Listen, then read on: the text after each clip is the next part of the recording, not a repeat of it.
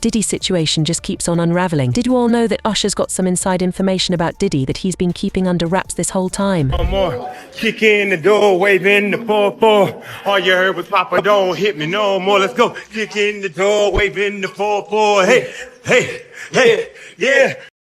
I was so mesmerized, I don't even know what you're talking about. I was just so blown away by the stamina, the connection, being able to be connected that long, so much shit. You have like, so much, motherfuckers ain't doing all this shit out here. All those dance numbers and all that. Take your time with it. Breathe it in. Yeah, they yours when you go see this for you. This ain't for nobody else but you. You take that time, boy. I see you. Fly ass motherfucker doing good. How the fuck you in the kitchen? Eating all my cereal. Man, you doing babies in a pink suit. God is the greatest. Won't he do it? Won't he will? Won't he will? Won't he will? Puffy comes for a year. That's the crazy thing. Now, that was L.A. Reid's idea, right? We're sending you over to something called Puffy Flavor Camp. There you go. To learn Flavor Camp. Yeah, Flavor that's Camp. what it was called. And you're going to go to Puff Daddy's. He's going In the 90s, do you understand what that's like? Puffy's place was like just filled with chicks and orgying like nonstop, right? No, not really. I mean, but hey, it was curious. I got a chance to see some things. Yeah, but you were 13. What were you seeing? I went there to see the lifestyle. Right. And I saw it. And it was but I don't know if I could indulge and understand what I was even looking at. It was pretty wild. So nobody tried to, some woman didn't come along. I didn't say that. Okay. I didn't say that. What I did say is that there were very curious things taking place. And I didn't necessarily understand it. Biggie Smalls was there. Biggie Smalls was there. Lil' Kim, Craig Mack. All these people are hanging around. Yeah, man. Faith Evans. And your parents Jodeci, were Mary okay? J. Blige. They didn't know nothing about this shit. Oh. I was having a good time. You know what I mean? Does he have you doing any chores? Are you doing dishes at all? I mean, to keep you humble somewhat? Or are you just like, can you stay up till 4 a.m. with them and party? I mean, I could. I actually stayed up longer than them. And do you have money? What's going on? I mean, I had like per diem. Yeah. I had like, what like a living. life. Yeah, it's pretty crazy. 14 years old. You're a dad now. Would you ever send your kid to Puffy Camp? Hell no.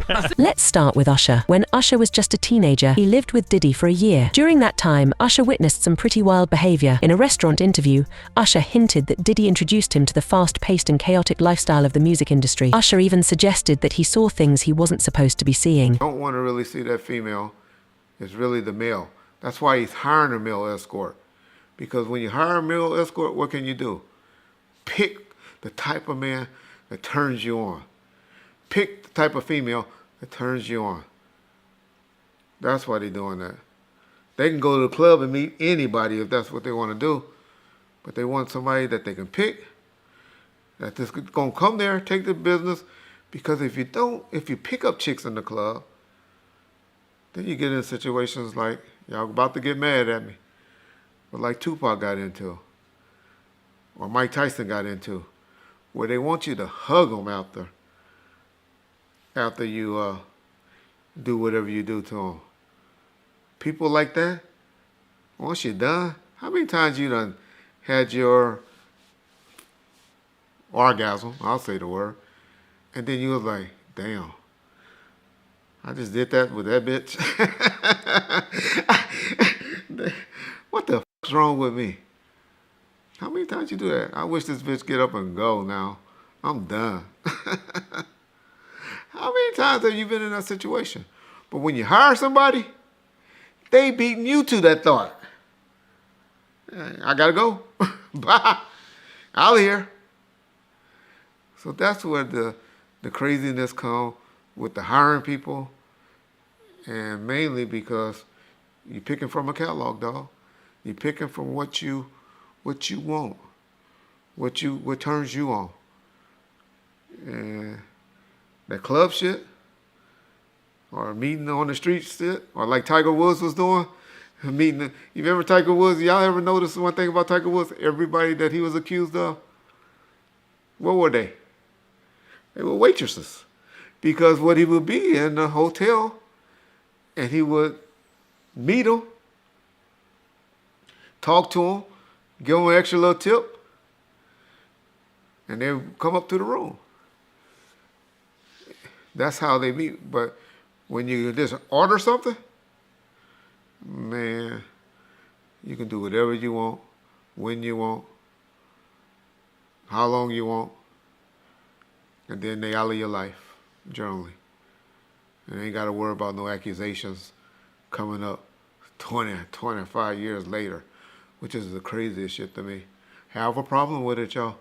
Have a problem with anybody that's claiming to be a victim and hasn't been seeking psychological help. Shit, after a week. I mean, god damn, how long? Man, it's crazy to me. But yeah. Did I answer your question, John? Yeah, but in the process, you talked about how you have been talking about the photos and stuff with Misa and Suge and Puffy's son. Tell me about the story where Suge was going to run the ad with holding Diddy's son. And which magazine was that for? Was it going to be Rolling Stone, or was it going to be The Source, or where was it going to be? Yeah, Rolling Stones wouldn't have did nothing like that. I really believe it was Dave Mays. I really mean it was the Source magazine. And why it got pulled, I don't know. Gene Deal keeps saying he saw it. With the East, what the East won't take care of, the West will. I don't remember it coming out. I knew about the situation. I knew about the photo shoot.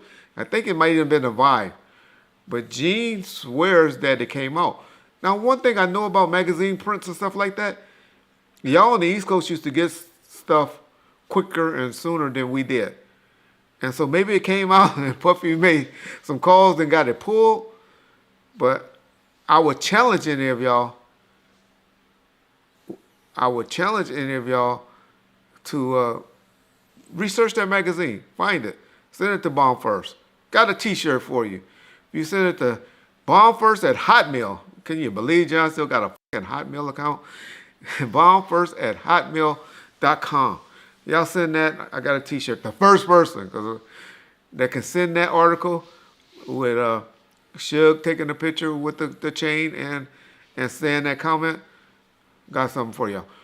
I don't think it's there. I think that's one of those things where Gene done heard me speak on it, and he's adding his story to it. Or it came out, but it didn't come out on the West Coast. But John, you pretty good. Mase and Diddy were like best friends back in the day, but their relationship went bad. Mase has mentioned in interviews and on social media that he knows some of Diddy's darkest secrets. He even hinted that Diddy's got some strange interests. About a video to do Only You, so it was that fast. Then the locks was already signed, and then I think like that next week, once the record started going crazy, it was like, yo, we gotta sign him. All right, so we gonna get to it. What did Puff do to piss you the fuck off? How did he do you dirty if he did you dirty? And what is doing dirty if a motherfucker puts you on? That's really good. Let me take my shades off of that. Now I could say this because it's not something I didn't say to him. Puff, how do I want to say this?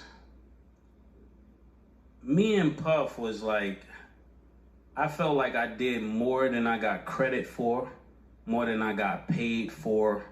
You felt, or did you do that? Because you said felt, like okay, feeling. let's clear that up then. You saying you feeling that? No, we're gonna keep it with, because I'm trying to be nice.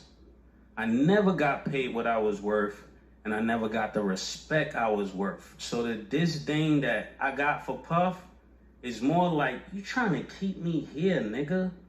I'm not here. All my peers is up here. All my peers are bosses. When it's time, just like somebody raised somebody up, you know they did work with you, they go from your little man to maybe A&R to something else. He just kept trying to keep me right here, like he didn't want me to grow at anything. And to anybody, is that gonna bother you? Yeah. Especially Absolutely. If I'm producing the work. Yeah. Puff would go out and party, and I would be in the studio writing the records, and then I just come back and say, he'll say this is his part or that is his part, but I was the person there creating it all. Right.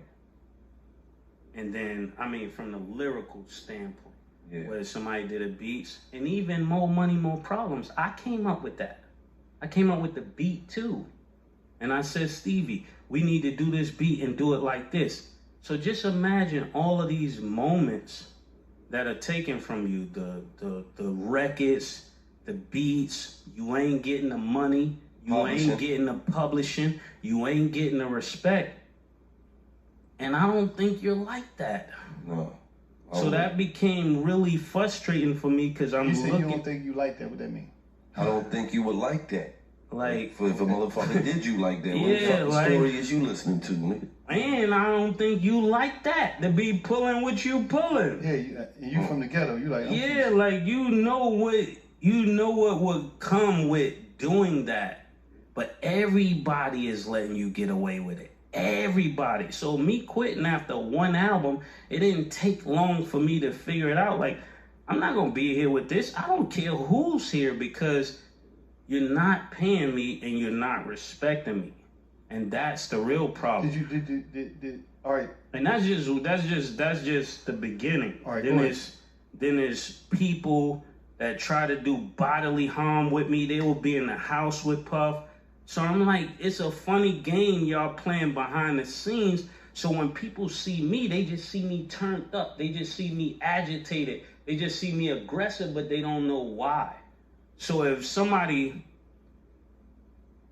let's just say we run down on Gilly car, if we got guns or whatever, where we got them, and we trap Gilly, and then the next week you see Wallow with me at your house, how are you gonna feel? Yeah, I'm snapping out. Tweaking, right? So now my head is bugging, like what's really going on, because every time something happened to me, it's somebody that's with him.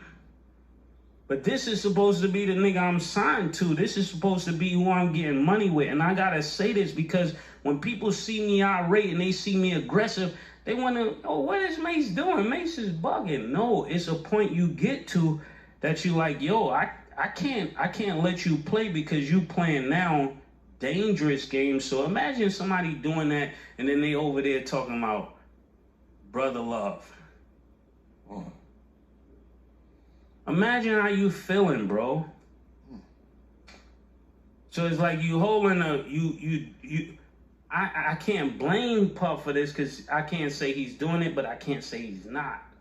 So if you look at the people who hate on me, right? They're from Revolt shows. Who run Revolt? The people that had the biggest problems with Mase and write the craziest stuff about Mase come from Revolt. Who run Revolt? I'm still asking y'all because everything people keep doing, I'm like, why do they keep tripping on me? It's almost like they want me to be something that's going to be detrimental to them because it's not going to be detrimental to me. Damn. So answer that though, since we really talking. Puff run Revolt. Diddy run Revolt. Yeah, he run Revolt. Right. So when I hit him up and I say, yo, you got people every time they trying to... According to some insiders, he's got some fetishes and addictions that he's kept hidden. These include extravagant parties that are way over the top and some unusual preferences like freak-off sessions. Check it out. What's up, man? How you doing? Killer, I'm doing good, man. Reparations is getting closer and closer.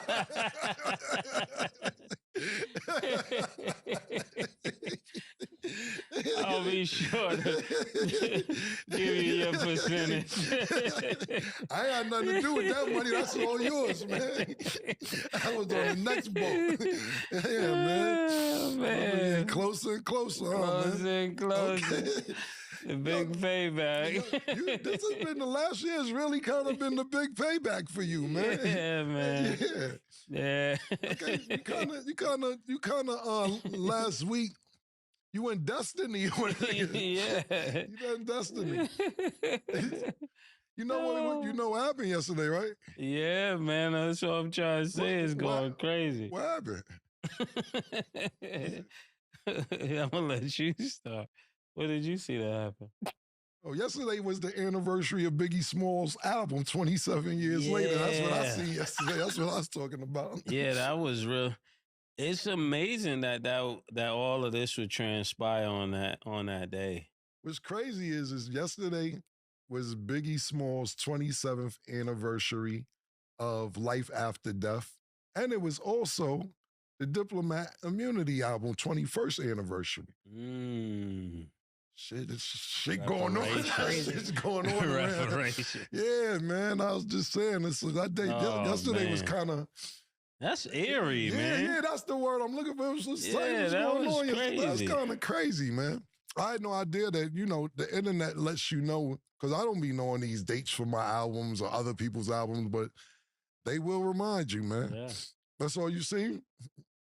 In a lot. That's what I seen. That's what I was. I seen helicopters, all kind of stuff. Okay. Cameron and Mase recently discussed the trend of saying no Diddy in replacement of pause during an episode of their talk show, It Is What It Is.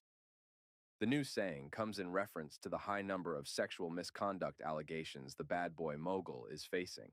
The conversation arose while catching up on each other's weekend at the start of the show. How did y'all feel about the weekend? Mase asks Cameron. They changed the term for pause. Cam laughs and says, I was wondering how you felt about that. Mase and Diddy have famously had beef for a number of years. Cam adds, you know why? Because I knew that last week, and I was like, I'm not going to be first. I said, this is really a Betha call. Because I didn't want you to think I was coming at you. Pause. No type